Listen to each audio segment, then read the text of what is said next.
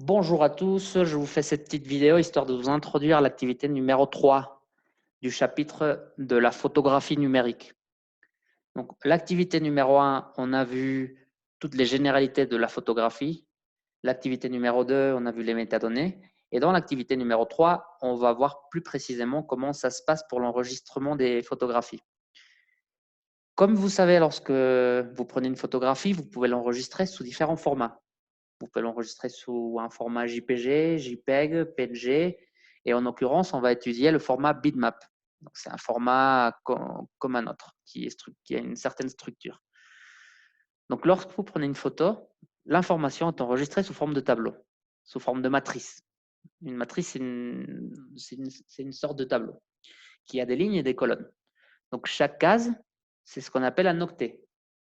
Donc, un octet peut prendre différentes valeurs qui vont de 0 à 255.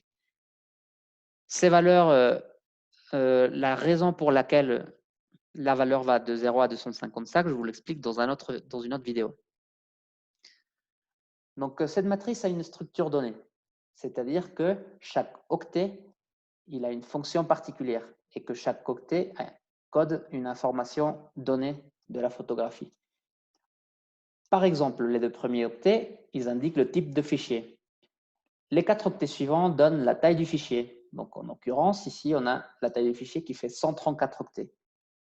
Ensuite, les octets 19 à 22, ils donnent la largeur de l'image en pixels.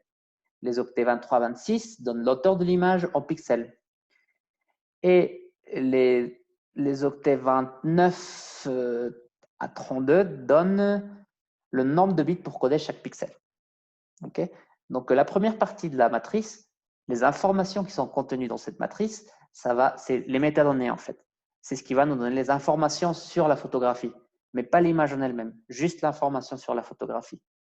Et à partir du 55e octet, donc à partir de là, si vous voulez, vous pouvez compter les octets. Ici, il y en a 16. Donc 16 fois 3, ça fait 48. 49, 50, 51, 52, 53, 54. À partir du 55e octet, on commence à coder la photographie en elle-même, c'est-à-dire l'image. Alors, comment on la code? C'est très simple. C'est-à-dire que chaque pixel est codé par 3 octets.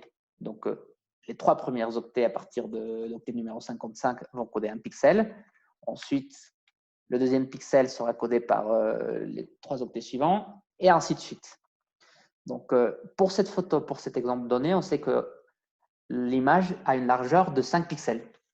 C'est-à-dire que si ici on fait 1 pixel, 2 pixels, 3 pixels, 4 pixels, 5 pixels, ensuite on a de manière obligatoire un 0.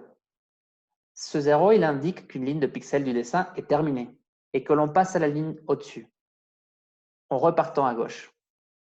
Donc, après, vous avez encore, vous codez les pixels et ainsi de suite. Donc, tout ce qu'il faut savoir, tout ce qu'il faut retenir, c'est que la première partie de la matrice sert à coder les métadonnées et ensuite, l'image en soi, l'information codée dans la matrice commence à partir du 55e octet. Voilà, pour l'instant, c'est tout ce que vous devez savoir pour faire votre activité.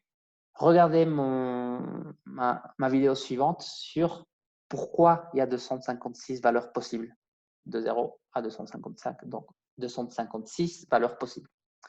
Bon courage, bon travail, au revoir.